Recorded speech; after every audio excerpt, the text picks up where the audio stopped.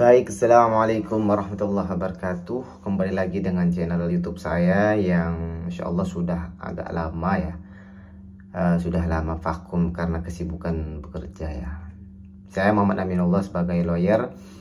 Namun pembahasan kali ini bukan mengenai seputar hukum ya, tapi mengenai seputar pendidikan di kepesantrenan lah ya. Karena menurut saya ini patut dibicarakan dengan baik atau disampaikan dengan baik bahwasanya pesantren itu baik-baik saja dan baik buat bangsa dan negara ini. Yang mau saya sampaikan pada siang hari ini terkait banyaknya kasus yang terjadi di sejumlah pesantren khususnya di Indonesia. Hari ini saya menelpon dua teman saya ya yang menjadi pengurus juga di salah satu pesantren dan sudah bergabung beberapa forum asatiz ya. Ternyata miris sekali di wilayah khususnya ya di wilayah Bogor dan Depok terjadi penurunan jumlah santri yang sangat drastis ya. Bahkan tadi teman saya berbicara yang biasanya santri baru itu kelas 7 ya, kelas 7. Kelas 1 SMP itu ada 5 kelas. Ternyata sekarang katanya hanya ada 2 kelas saja. Terus saya konfirmasi juga ke teman-teman yang ada di pesantren lain di daerah Bogor ya. Kalau yang tadi di Depok, yang di Bogor sama menjadi penurunan jumlah santri baru yang sangat drastis. Yang biasanya beberapa ratus, ternyata ini cuma nggak nyampe 100 bahkan puluhan. Setelah dikaji ya, ternyata apa sih akibat santri-santri sekarang itu atau orang tua sekarang itu tidak mau anaknya pesantren ya. Padahal saya lulusan pesantren ya, alhamdulillah. Ternyata setelah kita telaah ya, kita pikir-pikir, ternyata sebabnya adalah banyaknya oknum-oknum ustadz, kiai atau habaib yang mengaku habib itu ternyata melakukan perbuatan-perbuatan yang tidak baik ya. Banyak kasus ya pelecehan, banyak kasus pemukulan, banyak kasus ya semacamnya. Sebab itu banyaknya pesantren sekarang orang tua tuh banyak yang takut ya untuk memasukkan anak-anaknya ke pesantren. Bahkan anaknya malah mengalami trauma dengan itu. Karena sekarang kan sudah di zaman media sosial, jadi sedikit-sedikit viralnya minta ampun, apalagi digoreng-goreng dan seterusnya. Jadi apa yang harus kita perhatikan ya? Saya sebagai lulusan pesantren sangat perhatiin ya. Tapi buat orang tua semua, buat teman-teman, buat adik-adik yang masih ingin memasuk pesantren, ibu-ibu, jangan terlalu khawatir. Pesantren itu sebenarnya tempat yang baik dan tempat yang mulia, belajar Al-Quran, belajar hadis, belajar fikih, belajar agama, belajar disiplin, dan seterusnya. Namun perlu diperhatikan ya buat bapak-bapak, ibu-ibu, anak-anakku semua yang ingin masuk ke dunia pesantren. Coba di saran saya itu coba lihat lulusannya atau alumninya, seperti apa alumninya. Kalau alumninya bagus,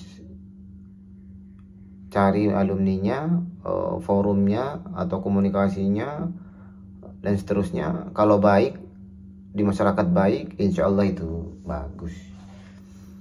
Terus yang selanjutnya perhatikan ininya, sistemnya, keamanannya di pesantren itu sendiri. Apakah ketat, apakah kurang ketat, atau ya itulah intinya, aturan di dalam pesantrennya itu seketat apa agar tidak terjadi hal-hal yang tidak inginkan. Misalkan setiap lokasi ada CCTV, misalkan di lorong, di pintu-pintu apapun itu ada CCTV-nya, bahkan di kamar ada CCTV-nya. Jadi dengan adanya itu kan mungkin mengurangi ya, bisa mengurangi hal-hal yang tidak kita inginkan ya.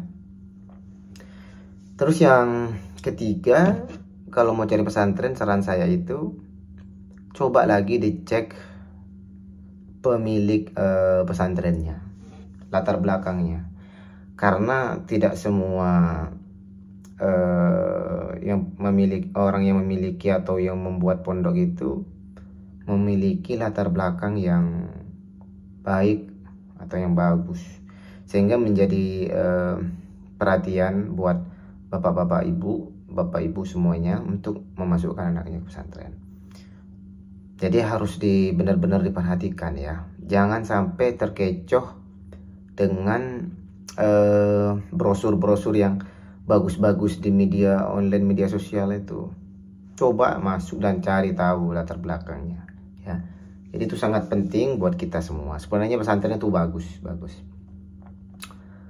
Jadi gara-gara oknum para ustadz itu ya banyak akibatnya. Yang satu, kekhawatiran orang tua, sehingga orang tua ogah memasukkan anaknya ke pesantren. Padahal pesantren itu Masya Allah luar biasa. Saya lulusan pesantren tahfiz, alhamdulillah sekarang menjadi pengacara dan bekerja di suatu perusahaan besar. Itu tandanya apa? Tandanya pesantren itu tidak menjadi penghalang buat kita untuk mencapai cita-cita dunia lah. Cita-cita dunia itu kan bekerja di suatu perusahaan besar atau punya usaha besar, ataupun ya sekarang di pesantren itu bukan hanya diajarin akhlak, Al-Quran, Sunnah dan seterusnya, tapi juga diajarin kedisiplinan dan seterusnya, banyak ya. Terus dampaknya dengan adanya oknum-oknum ustadz yang perbuatan yang kurang baik itu ya dampak psikologi ya terhadap anak. Sekarang kan anak-anak rata-rata punya HP, jadi setiap scroll ternyata ada kasus, ada berita tentang pesantren yang nggak baik misalkan, sehingga anak-anak tuh mikir, ih pesantren kok begini banget, padahal pesantren itu sebenarnya baik banget. Yang begitu-begitu tuh oknum. Makanya saran saya yang tadi di atas tuh harus dijalankan kalau bisa ya. Makanya teman-teman semua, ibu-ibu, bapak-bapak dan seterusnya yang ingin memasukkan pesantrennya, perhatikan lagi pemiliknya, sistemnya, kurikulumnya, sistemnya itu kayak gimana tuh, sistem keamanannya di dalam aman kah. Dan jangan cari pesantren yang campur, ikhwan jangan sampai campur, atau laki-laki perempuan jangan sampai campur, karena ada sebagian pesantren yang campur walaupun tempat tidurnya bisa tapi masjidnya bareng, sekolahnya bareng, ada tuh. Terus yang perlu diperhatikan lagi,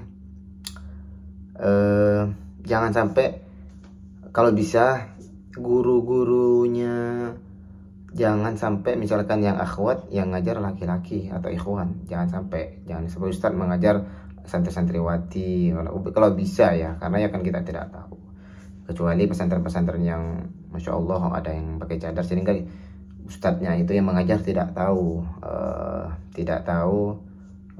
rupanya lah ya, sehingga ya itu meminimalisir ya.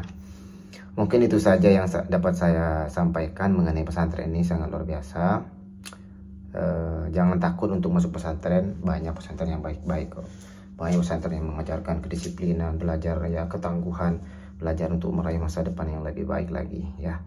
Itu saja dari saya, semoga bermanfaat, semoga kita semua selalu dalam lindungan Allah Subhanahu wa taala. Syukran ala ihtimamikum. Assalamualaikum warahmatullahi wabarakatuh.